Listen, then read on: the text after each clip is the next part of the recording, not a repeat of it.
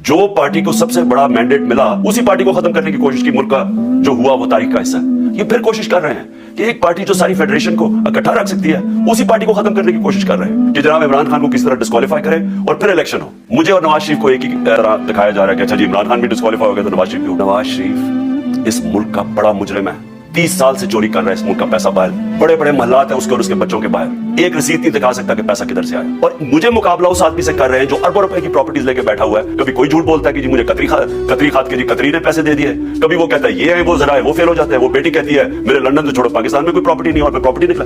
यानी जो बता ही नहीं सकते हैं कि इस मुल्क से बाहर अरबों रुपए की प्रॉपर्टीज है और उसको मेरे साथ कर रहे हैं कि जी आप दोनों डिस्क्वालीफाई हो गए। और जो सबसे शर्मनाक चीज क्या कि जिस आदमी की सारी प्रॉपर्टी सब पाकिस्तान सब डिक्लेयर्ड अपने नाम पे उसको डिस्क्वालीफाई कर रहे हैं, यानी मैच से बाहर रखने की कोशिश कर रहे हैं। और किनको इस मुल्क में बचाया जा रहा है? इस मुल्क के बड़े बड़े मुजरिम जिनके ऊपर अरबों रुपए के केसेस हैं।